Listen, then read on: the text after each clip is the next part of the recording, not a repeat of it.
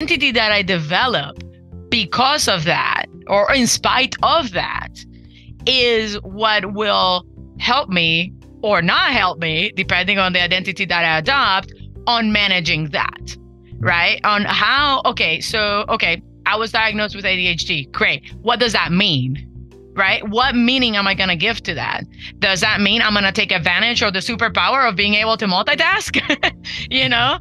Or does that mean I am going to blame everything on ADHD because I just can't focus for nothing?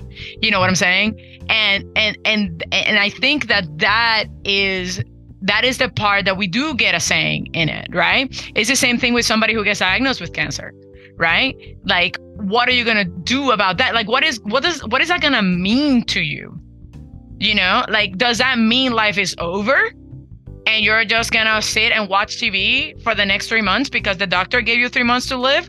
Or does that mean that you are going to hop on a plane tomorrow and go skydiving because that's what you always wanted to do? And you're like, screw it, I only have 3 months to live. You know, might as well just go and do that skydiving trip, you know, and empty all my savings on that, or whatever the case may be. You know what I'm saying? So although there are things that we do not get to control that happen to us, right? What you make it mean and what you do about it, right? Like that you do have control over, right? Like people who have diabetes, right? Like a lot of times I've met people who I didn't even know that had diabetes, because to them, it's just like, oh yeah, I just carry my little syringe and I go to the bathroom, poop, and that's it, done. And it's an inconvenience. Maybe they see it as an inconvenience, but they don't necessarily see it as a life-threatening thing. You know, even though it can be if you don't manage it correctly and whatever, you know, but it's like for some people though, it's like they get diagnosed with diabetes and they feel constricted, right? Like, oh, I'm never going to be able to eat a donut ever again, so my life is over.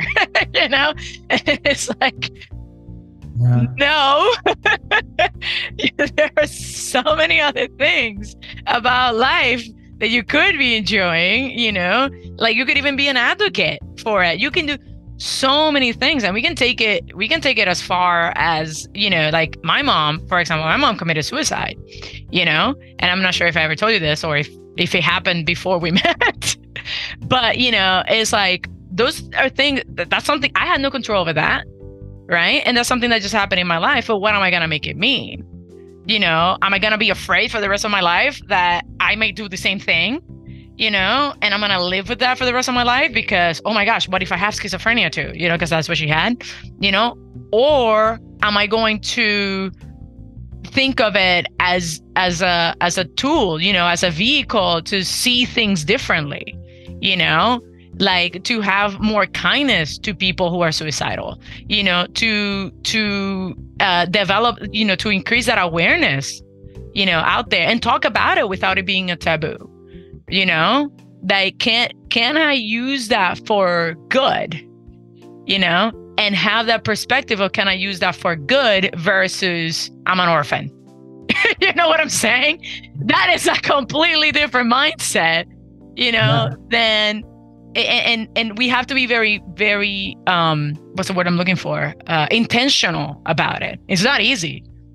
It's not easy, especially the first year when, you know, dude, the guilt alone was overwhelming, right? But I decided to do something about it because I refused for my identity to be just, you know, I am a suicide child or whatever the case may be. You know, it's like, no. Or I didn't do enough for my mom, right? I was like, no, I refuse for that to be my identity. I refuse to be the bad daughter who didn't do enough for her mom and who couldn't prevent her death. You know what I'm saying? How you come with that feeling that you're even thinking about that? Is that something that came from yourself? There was a fear that came in your head, like, did I do enough, or just? Oh yeah, and it is very common, very, very common when a relative or loved one commits suicide. One of the very first things that we feel is either anger, right? We get angry at them for doing that, or we blame ourselves. You know, we blame ourselves. First, you're angry, and then you blame yourself. So it's like the two sides of the both. Or both. You know, like we get it. Yeah, you can. Sometimes we feel so many different things, you know, and it wasn't until I decided to go to a group, right? That happened to be literally like 6 minutes from my place at that time. I decided to actually join a group that was specifically for people who have lost a loved one due to suicide, not just losing a loved one, right? And you get to learn so much about it, you know, like, oh my gosh, I am so not alone, or I'm handling it so much better, or I'm handling it so much worse, you know, and then the other people offer their coping mechanisms, you know, like, hey, this is what has worked for me, or this is a technique that you can use, like something as simple as, you know, if you go to a group gathering, right? Take your own car. Don't ride with anybody. Because if at any point, if it becomes too overwhelming, you can just leave, you know, or call an Uber or whatever, you know, if you don't drive. But, you know, to have that escape route, because you know that it can happen, right? You know that there could be something there that would trigger it, especially when you're in the grieving process, and just kind of like make friends with the grieving process, you know, of like, I just know that this is a really strong part of my life right now, and I am gonna let it manifest, and nobody gets to judge me about it. You know, making that decision of nobody gets to judge me about it because this is my pain and this is how I'm dealing with it, you know, because that's another thing that is huge. You know, a lot of people, if somebody commits suicide, they don't say how the person did it, right? Like they just say, oh, so and so passed away. Oh, what happened? Oh, they had a heart attack. But it wasn't. You know what I'm saying? Yeah. It is like, no, that person committed suicide. And we have to create that awareness, you know, because somehow it reflects bad on us, right? Like we feel like that responsibility of somehow their death reflects bad on me because I wasn't a good child enough, or a good spouse enough, or a good parent enough, you know? And it's just irrational. You know, it really is irrational because you cannot make decisions for somebody else, no matter how much you love them, and no matter how much they love you. Yeah, you know. Yeah, so, I mean, it's not your. It's not from you, but I can understand this part. I truly do. I see my cousin commit suicide, and I see my uncle and aunt really suffer from that. But yeah, it's his choice. It's not the fault of anybody. So you can't put that weight on your shoulder because it's not yours to carry. Nobody wants that. It's not the. But I understand. I think I understand that can happen, but. Good that you get that help from that group. I think it's really nice to get that kind of, you know, when people go through something the same, you can really get love from that. So. Oh yeah. Wow. Yeah. No, I didn't know this, but yeah, thank you for sharing. And no, for sure. But you're who you want to be, and you can make your own story. But we all make stories about why things happen and what it means to us. But the effect is that nothing means anything until we decide that. So the meanings we put on things is on us. And I think that is just the whole idea, to make life as meaningful and rich as possible. Yeah. So wow. And I think it's really lovely to give that kind of meaning to your life, like you're with the acting and with now your family and everything you want to do with your company, and me with my things, that you want to create a story that is meaningful for you and is meaningful for your people that you care about. Yeah. So and because why not? It's that, like that for me, this to now have contact with you and to have this talk it means a lot to me. I really love to see your growth, to talk about, not about math, but about life, and really we hit a lot of subjects. It went all over the place, but I think there's a nice line in it, and It went deeper than I expected. Yes. So thank you. Yeah, really. Wow. No, thank you. Thank How you you for being feel so about the open. talk? Huh? How you feel about the talk?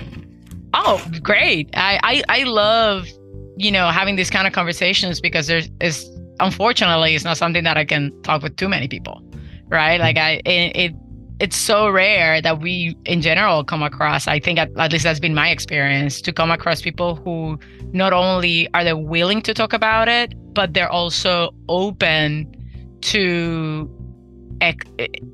exchange the wisdom, I guess is the best way to think about it. Like, what is your perspective about it versus what is my perspective about it, and find that common ground that we can all, it's not about making you right or making you wrong. It's all about simply just sharing what your perspective is and what have you learned from it, or you think you have learned from it, but there's always, like you said, there's always room for more. There's always room for more growth and more learning. Like something as simple as what you were talking about, the whole I do ADHD, that, my first instinct was like, well, but you're kind of like blaming me for doing this. And then you're like, no. It just means that you have the choice to, and it's like, oh, and it's kind of like having those moments of like, so I could look at it from a different perspective, if I choose to, and sometimes making that shift is sometimes it's all that it takes. And sometimes it is so hard though, because sometimes it's hard to come up with a mind shift when we're not exposed to it. You know what I'm saying? Like it is, at least for me, it is a little bit harder to come up. That's why I love to read, right? Or listen to podcasts and stuff like that, because I get exposed to other people's views as opposed to trying to come up with my own view of things, because I'm I don't want to say I'm not good at that. I'm not going to say that. But I have, how can I say this? I would probably think that it's a little bit challenging for me to, something that I've become aware of, to come up with a different mindset that I haven't previously been exposed to. Yeah, but it's difficult if you need people. I mean, you live in your own paradigm, so everything you see and hear, listen and hear. It's also when you listen to things, you listen to the things that really resonate with you. So probably you attract the things that you already want and know. So to talk with other people that can really say something surprising, that can really be. Eye-opening. So I like this. I also like the friction, because then, I think, oh, did I say something wrong? And then I say, but my intention was, it come from a really generous and loving place. So it's nothing, there's no judgment here. So I'm just, it's really nice to have this kind of talks. But I have to be honest with you that I feel safe when I talk with you, so I'm just saying the things are my wisdom, but it don't come from me, trying to pretend to know things. But it's always like I feel what I also feel that is right, so that's why I dare to share it, and that's really nice. I really like that. Yeah. Thank you. Right back at you.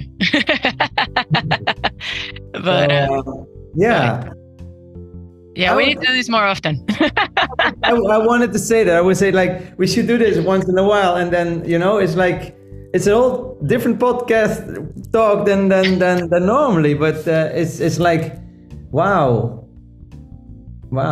You have to tell me then what kind of parts you really want that we cut and what we can share. Because for me, I really like also live things to share. So I like to some things that I said.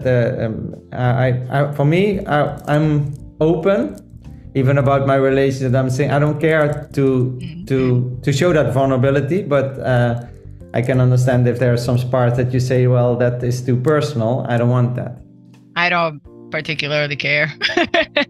Wow. I figured, no, I mean, it's not, like I said, it is so liberating to be so open, and I personally don't necessarily think that, that I would share, especially knowing that this is recorded, that I would share something that was like, I don't know. I can't think of anything. I guess if I thought of anything in particular, I would let you know. But yeah, no, I share away. Because it is all part of the human experience, I am not perfect. That's what I want to say, because, it's like an example. We are like an example of how it can be done, because when you open up, you breathe better, you just you connect better, and there's nothing, like, even from talking about suicide, people don't talk about those things, and I think it's necessary that we don't act like those things don't happen. Right. And that if that happened, it doesn't mean that it's easy. But it also don't mean that is, you don't have to be the victim, or you don't have to be the blamer. You have to be, you have to be alive and caring about each other, and try to be there. I think, is that the case? That's what I felt like, the way you talk about sharing, and when you're with people that you trust and that love you and that are there for you, then I think you can deal with a lot, even cancer, suicides, whatever. I think that's a whole human experience as well, that you need other people, because I think we tipped on that too today. Yeah, no, 100%. And I was going to say something and I forgot.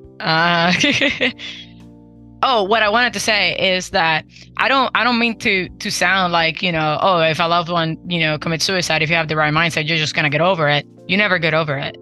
Like, that is not what I mean by that. But, the meaning that you give to the circumstance, it can change. I think that is the biggest thing that I think I would encourage anyone who has gone through something similar. Because sometimes we feel like we need to feel bad about it all the time. We feel like we're doing almost a disservice or a disgrace to them. Like, we feel like we didn't love them enough if we're not suffering for their death or whatever. And that's just not true. I think that we could change that, to where we could be of much better service, not just to them, to their memory, but to others, to actually use is probably not the right word, but evolve that experience from pain, which it will be. I'm not saying you can't suffer. It is part of it, but to be open to that evolution of turning your guilt into regret, and your pain into love, and your pain into something to grow from, a learning experience, or something that you can, to vulnerability to share with others, because I think that the biggest disservice we can do to a loved one who has passed due to suicide is to hide what they did, and not because, not approaching it in a blaming manner, right? Or in a way that is condemning of them. That is not at all what I mean. Is more like, nobody's exempt, and sometimes we think we are, but we're not, either you or a loved one that if you were to sit in one of these group meetings to where they all share about, their experience and how they didn't even see it coming, or how they have dealt with it is so all across the board, from this was their 4th time attempting it, or the 6th time attempting it, to the night before we watch a comedy, we were laughing our heads off, and he told me how much he loved me, and that he just wanted to be with me forever. You know what I'm saying? Like, it's everything in between. And you just, nobody's exempt. And to share that experience, and to share that love with others, of like, hey, I've been in your shoes, and that's one thing I also discovered when I went through it, that I didn't know I wouldn't have known what to say to somebody who had lost somebody due to suicide had I not gone through it myself, you know, or being exposed to it. Like it is, you know, like I even consider it almost a blessing, you know, like it is not something that I would like to go through again, or that I am grateful that it happened, by no stretch of the imagination whatsoever. But I think that it is our choice if we want to consider or turn it into a blessing, at least to others, you know. Wow. So, but that's just me. I think you just, wow. I think it's like what you say, that this, you can turn it into a blessing. And definitely when I hear you talk about this, I'm really, I think you must have heard a lot of stories. This must enrich your soul a lot to see those souls. I don't think it's the suffering that really what I mean, but it's just the coping with pain and the love you will see, because it's all love. I think what you said, pain is love. I think there's like, you know, you talk about the love, you don't talk about the pain. I think, but it's kind of related. So I think you learned a lot of life lessons, and you value life probably more, or I don't know what happened, but I think it's enriching in a lot of ways. So that's like, you know, you can choose to stay alive and to you know, take your life lessons. I mean, I think that's the only thing you can do. I mean, otherwise, or you know, you just stay. I think the most, what you did, I think people want to live, I want to grow, I want to experience, and I think sharing your pain with others and your love with others, I think that is the way we should live. So sharing our experiences with each other is kind of like in a micro way that too. I mean, you know, experience in teaching, experience in dating, whatever. It's like and then when people, you know, when you put it now, you record it and you show it to other people can, you know, if somebody listens to this and thinks, oh wow, I mean, I think it's really powerful what we are doing now, like, you know, connecting. I think that's what I want to say. Yeah, I love it. So I think we should in some while just do another one. Yeah. And for now I'm kind of I think we are full circle on, I don't know where it started or where it ended, but I feel like this could be a moment to wrap it up or something. Sure. Yeah, all this from math. No, really, this is more than math, but math is life or whatever. But I'm really grateful for this opportunity to talk with you about life. Likewise. I didn't expect anything. I just was, I just love talking with you again. Oh. And really, really nice.